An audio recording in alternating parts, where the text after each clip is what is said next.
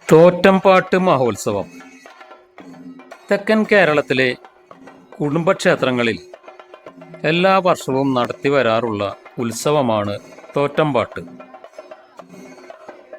മൺമറഞ്ഞു പോയ പിതൃക്കൾക്കും ഗുരുകാരണവന്മാർക്കും തർപ്പണം ചെയ്യുന്നതിനു വേണ്ടിയാണ് തോറ്റംപാട്ട് ഉത്സവരൂപേണ നടത്തിവരുന്നത്. ഒപ്പം തന്നെ കുലദേവതാ സങ്കല്പങ്ങളായ വിഷ്ണുമായ സ്വാമി, കരിങ്കുട്ടി, മുത്തപ്പൻ, ചാത്തൻ സ്വാമി, വീരഭദ്രസ്വാമി എന്നിവർക്ക് പ്രത്യേക പൂജകൾ നടത്തുകയും ചെയ്യുന്നു. തറവാട്ട് വീടുകളിലെ കുടുംബാംഗങ്ങൾ എല്ലാം തന്നെ പങ്കെടുക്കുന്ന ഉത്സവം രാത്രി വളരെ നേരം നീണ്ടു നിൽക്കാറുണ്ട്. തോറ്റംപാട്ടിനോടനുബന്ധിച്ച് ക്ഷേത്രങ്ങളിൽ ഒരുക്കുന്ന ദേവീദേവന്മാരുടെ രൂപക്കളം കണ്ണിന് കുളിർമയും മനസ്സിൽ ഭക്തിയും പ്രദാനം ചെയ്യുന്നു.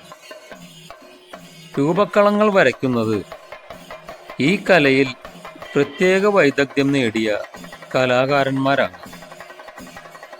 ദേവീദേവന്മാർ തുള്ളിയുറഞ്ഞു വരുമ്പോൾ ഈ കളങ്ങളും മാഞ്ഞു പോകുന്നു.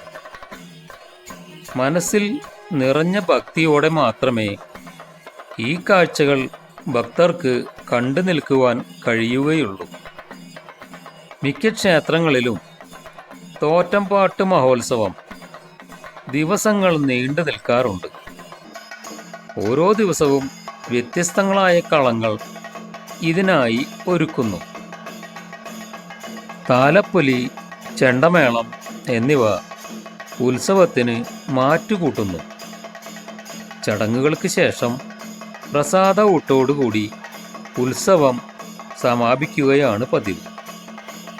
ഇത്തരം ചടങ്ങുകൾ സർവ്വ ഐശ്വര്യങ്ങളും പ്രദാനം ചെയ്യുന്നു എന്നാണ് പൊതുവെയുള്ള വിശ്വാസം.